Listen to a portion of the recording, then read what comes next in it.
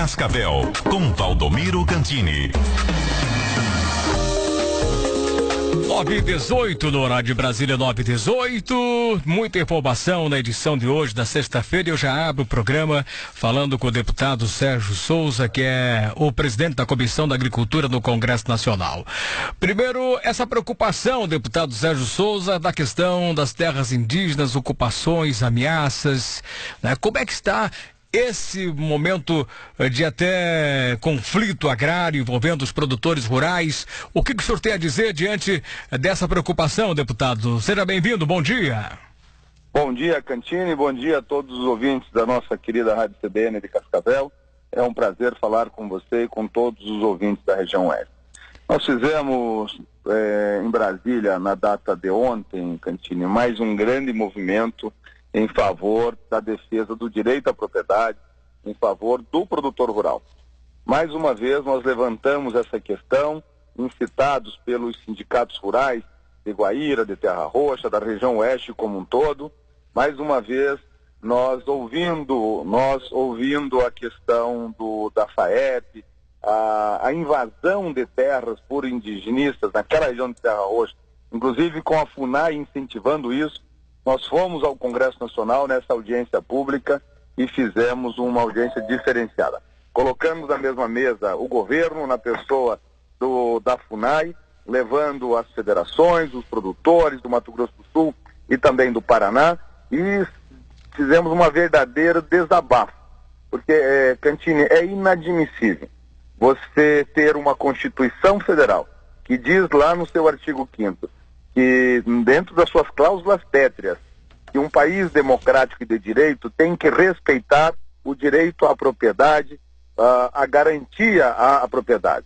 Aí nós percebemos que não há esse respeito. E aí vem uma decisão do Supremo Tribunal Federal, que diz que o marco temporal para dizer o que era terra de índio, o que é terra de produtor rural, é a promulgação da Constituição de 1988.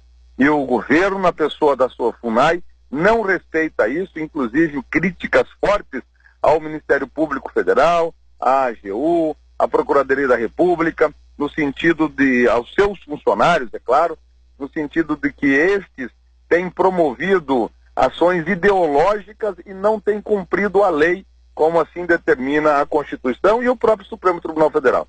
Então nós, mais uma vez, nessa manifestação em Brasília, com a presença de quase uma centena de produtores rurais do Paraná e do Mato Grosso do Sul, que estão chegando. Agora há pouco falei com o prefeito Altair, está passando por Maringá, foram de ônibus, eles estão voltando de ônibus.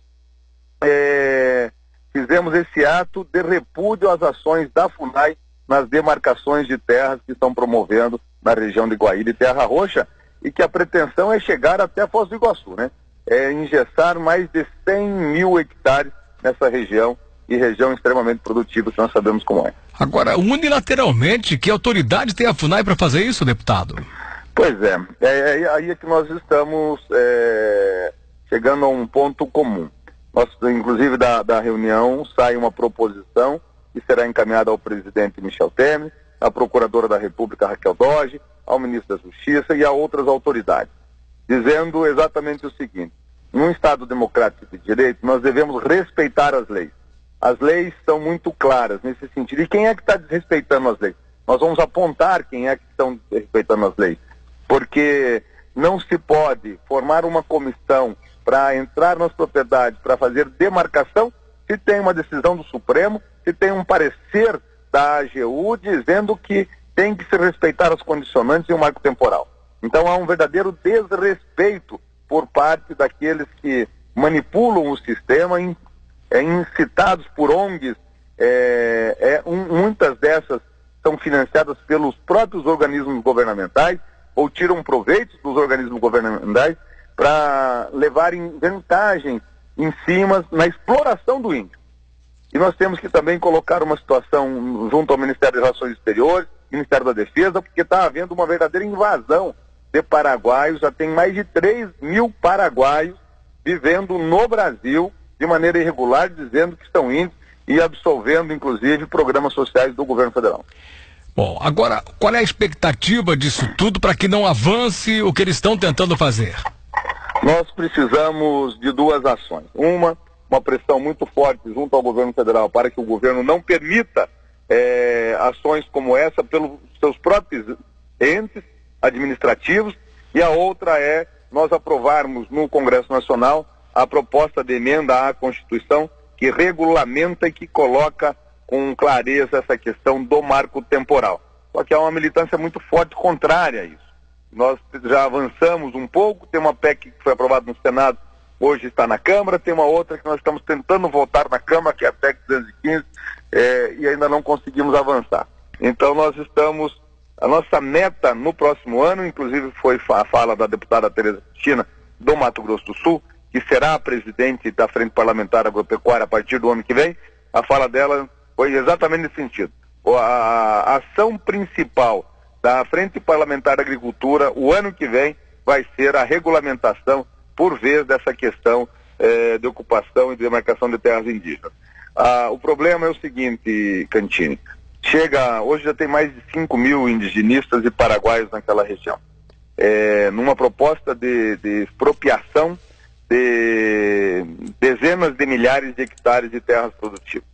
Uma vez expropriada essa terra para fazer uma demarcação de uma reserva indígena, o produtor rural não tem direito à indenização sobre a terra, porque a expropriação é como se fosse uma ocupação criminosa feita pelo produtor rural no passado, expulsando os índios, e os índios simplesmente estariam retomando aquilo que já era seu. Então o governo não pode pagar por isso, e nem os índios poderão, claro. Então essa é a grande questão. Nós não somos contra índio, jamais fomos. Muito pelo contrário, queremos que eles tenham direito à educação, à saúde, qualidade de vida, o social, cada vez mais implementado. No entanto, nós não vamos admitir a expropriação de propriedades rurais para demarcar terras de índios onde nunca foi terra de índio. Então nós estamos buscando a regulamentar isso no Congresso Nacional.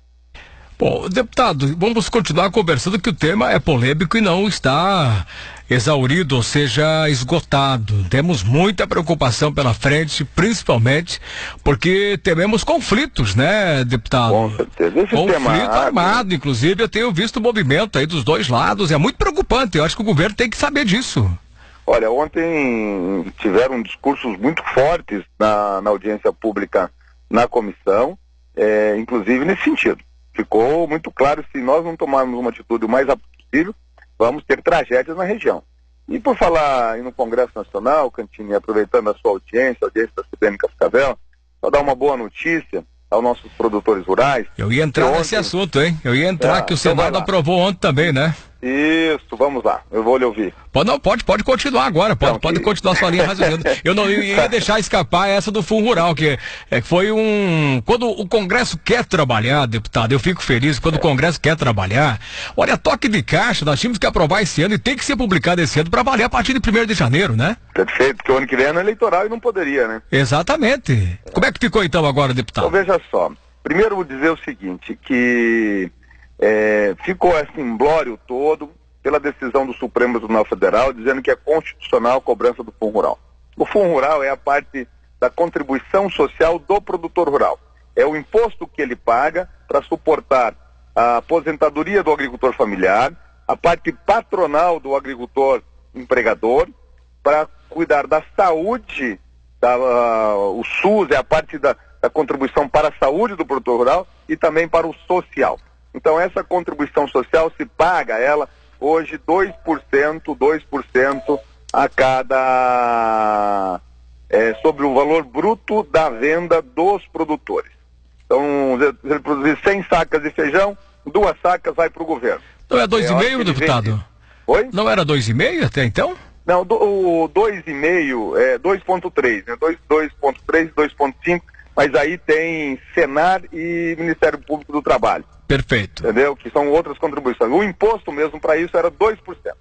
Esses 2%, nós estamos reduzindo a partir do ano que vem em 40%.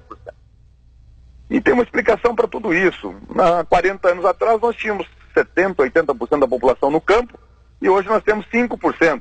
E só que nós éramos importadores de alimentos, hoje nós somos o segundo maior produtor de alimentos do planeta. Produzimos para alimentar os nossos 200 e tantos milhões e mais 800 milhões de seres humanos ao redor do planeta.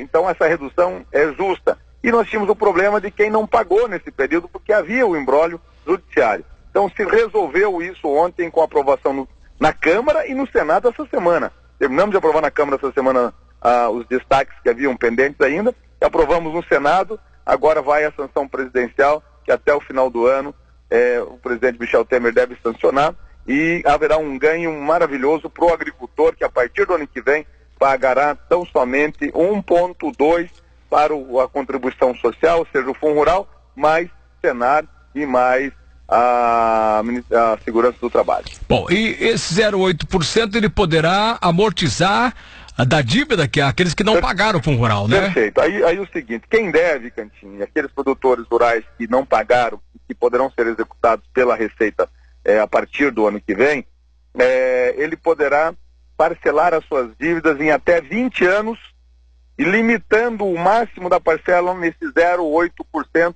que voltaria exatamente ao patamar do ano anterior. Ou seja, mesmo aquele que deve não pagará mais do que se paga hoje. Agora, aquele que já pagou vai pagar menos 40% no ano que vem. Simplificando, como o senhor disse, a cada 100 sacas daria menos de uma saca de contribuição, né?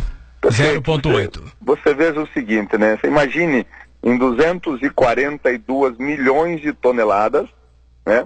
Que foi o que o Brasil produziu o ano passado, sem falar aí a parte de... Só estamos falando de grãos. Você imagina 0,8% disso, o quanto é que não dá em valores que vai ficar no bolso do produtor, que vai poder aplicar na sua propriedade, na sua região, no comércio e assim por diante. E quem depositou em juízo vai ser ressarcido, deputado? Aí quem depositou em juízo é continuar com a ação e entrar no refis, e se ele ganhar em juízo, ele pega o dinheiro de volta. Se ele perder, aí o governo fica com o dinheiro. Tá certo. Deputado, muito obrigado. Um grande abraço. Está na região, está em Serranópolis do Iguaçu nesse momento? Serranópolis do Iguaçu, fazendo inaugurações aqui. Daqui a pouco nós vamos almoçar lá em Santa Lúcia, passaremos por Capitão e vamos descer para o Sudoeste, passando lá por vamos terminar em Nova Esperança Sudoeste, mas passando antes por Nova Prata do Iguaçu e passando também por mais uns municípios. Eu e o deputado Ademir Bira aqui do meu lado, mandando um abraço para você, Cantini. Vamos fazer o roteiro aqui no Oeste e Sudoeste hoje e amanhã. Olha, inclusive, se vocês pudessem passar pela Estrada do Colono, está bem pertinho aí no Parque Nacional, deputado. Estamos indo para lá agora. São 17 quilômetros para você chegar lá em Capanema. Olha quanto você economizaria de tempo e de quilometragem, hein, deputado? Você sabe que essa luta nossa continua, sempre. Tem alternativas para construir uma estrada que não venha causar impactos ao meio ambiente. Dá um abraço ao atleticano aí, diga que ele tem que assumir a presença do Atlético. Dá um abraço pra ele, tá? Um abraço, ele tá mandando um abraço pra ti também, Cantino. Um grande abraço a todos. Uma boa estrada aos deputados. Bom dia. Deputado Sérgio Souza, presidente da Comissão da Agricultura, sobre a questão fundiária, a questão do índio e também do Fundo Rural. Uma grande vitória para o amigo do agronegócio, repetindo, caiu agora o Fundo Rural para 1,2%, vejam os senhores, com as contribuições sociais da Folha e outros era 2,5%, agora caiu para 1,2%. E quem está devendo vai pagar 0,8% da sua produção até 20 anos, até liquidar as suas contas. Bom dia. 9h31.